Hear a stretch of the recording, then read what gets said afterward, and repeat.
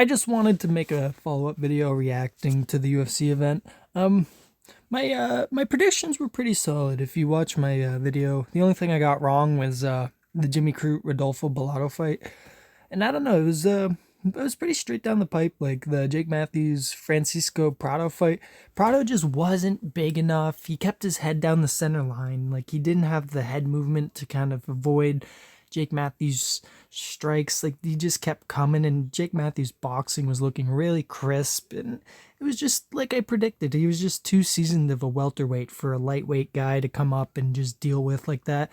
Unless you're a really good fucking lightweight, then you can maybe handle a Jake Matthews, but Jake Matthews looks like he's kind of turning the corner a little bit, getting a little bit more sharp and crisp. He's post-fight interview said he's going for finishes. I can see that. And then on to the Jimmy Crute fight, Rodolfo Bellato fight. Fucking what a scrap, man. Ooh, Jimmy Crute almost had him out in the first. Fucking Rodolfo survived somehow.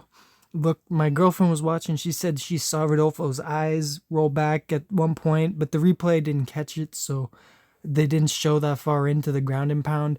He barely survived, and then he was able to win the other 2 rounds. It was just a weird draw too. 28-28, one judge. The other judge gave it to Belofo, and then one judge gave it to Crute. Just, it was a weird decision, but I do think if I had to score the fight, I would have gave it to Bellato, because I don't know necessarily if the first round constituted a 10-8. But again, I think Rodolfo only had 2 strikes in the first round, so it could have definitely been a 10-8. So I think a draw was probably the correct decision. The Tellison Texera fight versus Justin Tafa went exactly how I expected. He nuked Tafa. It was just that elbow was nasty. Tafa complained about the stoppage, but when you roll up, curl up like that, it doesn't look good. The fight's gonna get stopped. And then again, with Weili Zhang, Tatiana did not look ready for this fight at all. She looked like a complete amateur. It's a problem with the women's division. It's very shallow. Like, it's been kind of the epidemic for women's division, where you get an extremely elite champion like a Shevchenko or a Nunes, and then these challengers coming up just don't have the mustard to fucking get it done. Like, Tatiana had beaten 3 former champions.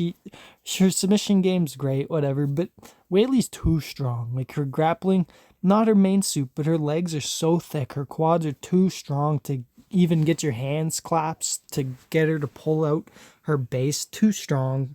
Whaley's too good. Her striking, everything. My favorite female fighter by far. Just a dominant performance by Weili. Pitched a straight shutout, 50-45 in my opinion. Even though Tatiana had that takedown in the first round, she did nothing with it. She only tried to advance positions, didn't get any ground and pound. To where, like, Weili actually landed a couple strikes at the end of first round where I was like, hey, if you want to get technical, I would give it to Weili. But 49-46 would be the fair overall score to give that fight. Now, Driscus versus Sean. Again, I was completely correct on my assessment. Sean could not do anything. Driscus's movements, too big, too flashy, too strong. Sean just didn't look like he wanted to be there. Unfortunate, but again, I knew this was going to happen. Driscus is too good. Now it's just time to see Hamzat versus Driscus, and that's the fight. Should have been the fight happening last night. I don't think Sean should have had a title shot. Shouldn't have been an immediate rematch after the first fight. Shouldn't have been no Costa fight. Shouldn't have been an Adesanya fight. It should have been straight Sean Strickland, then Izzy, then Hamzat. Anyways, doesn't matter. I think Hamzat beats Driscus.